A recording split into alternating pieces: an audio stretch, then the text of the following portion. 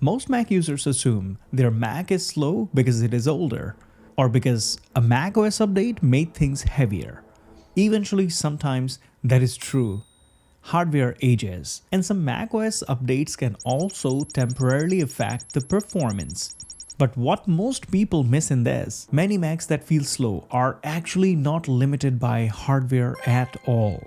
Instead, they are being quietly affected by a small set of apps that are doing exactly what they are designed to do, just not in a way most people ever notice.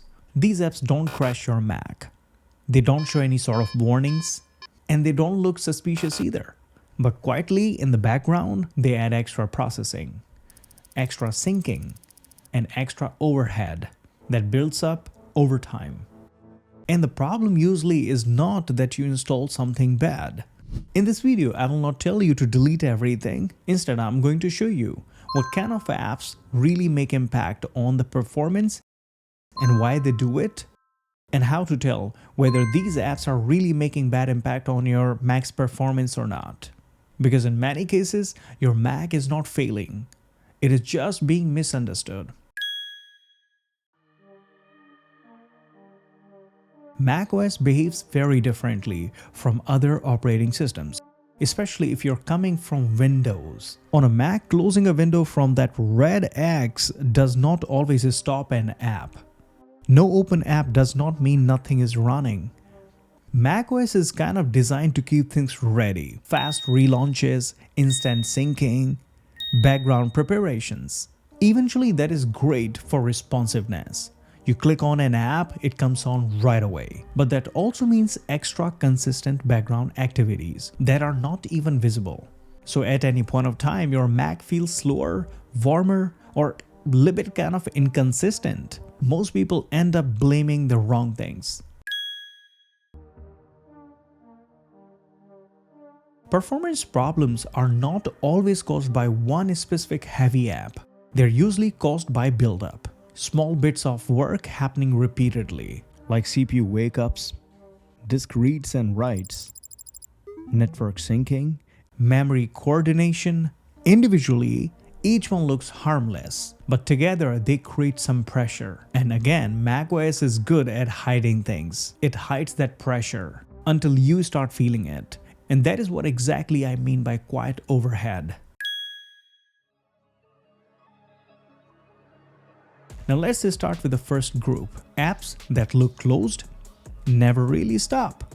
Common examples: Cloud Sync apps, messaging apps, utility apps, menu bar apps. These are mostly background apps. Even if you close them from dock, you would still find many of these apps running in the menu bar. As a user, you see an app and you quit it. But helper processes stay active in the background. They keep checking, syncing, listening, and updating.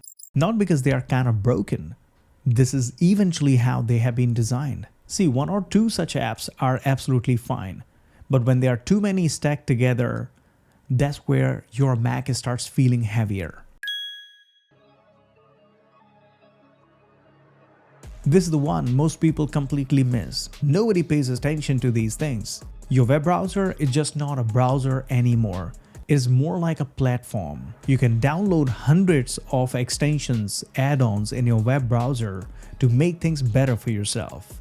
But extensions and add-ons, they don't wait politely in the background. Each time you open your web browser, visiting a website, they inject scripts into the pages. They inspect the content. Sometimes they even monitor network activity. If you see individually, most extensions are pretty light. But when there are several active together, especially content blockers, productivity tools, shopping helpers, or note extensions, they add extra processing every time you browse. That's why some Macs feel fast, or you can say normal everywhere else, but when it comes to browsing, they start acting sluggish. I'm sure now you're getting my point. It is not your internet or your Mac. It's all extra work that's happening inside your web browser. Now let's talk about why apps keep coming back. Actually, macOS allows apps to register as login items, background items, and helper services. This is why an app can restart every time after a reboot, a sleep, or even a logout session. But here's the important point. That does not automatically mean that something is really wrong here. It usually just means permissions exist. Sometimes these apps are granted permissions without you even noticing. But not to worry, as I mentioned in my past videos too, you can simply review all the background items, all the login items. All you have to do is simply get to System Settings, access login items and extensions. Now you can carefully review all the items in this window and keep only essentials active. This is where most confusion comes from. Performance is just not about CPU speed. It's about coordination of CPU, disk, network, and thermal limits. When background apps touch all these at the same time, that's when you will feel the impact immediately on your Mac. It becomes unpredictable and inconsistent. One moment it's running normal, and the next you will see running sluggish. The truth is that nothing is broken. It is all about app mismanagement. Your Mac is just juggling more than you realize.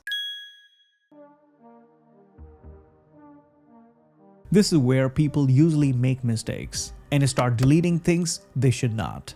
And this is the whole objective of this video. In such conditions, you need to think and observe. Ask yourself these 3 questions. What actually needs to run all day? What only matters occasionally? And what used to matter, but not anymore? These are small acts, but collectively they are impactful. Disabling a background permission often reduces pressure immediately, without even uninstalling any app.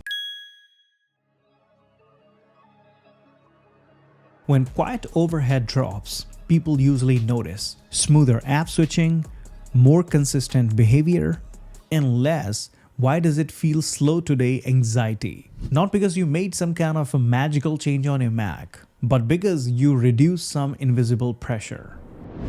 I have said this before, so today, Mac performance is not about cleaning, it is about awareness. If you have a Mac that is about 3-4 years old, it is probably not slow. It is just responding to what it has been allowed to run. And if you like to fix many of such issues and also understand why macOS behaves like that, then this is what we do here. If you found this video informative and helpful, hit that like button and don't forget to subscribe Crazy Errors for future tech tips, tricks, and solutions. Now, if you want to go deeper into what actually slows a Mac down, no myths, I'll link that video here. Once again, thank you for watching Crazy Errors. Until next time, you take care of yourself and I will see you in the next one.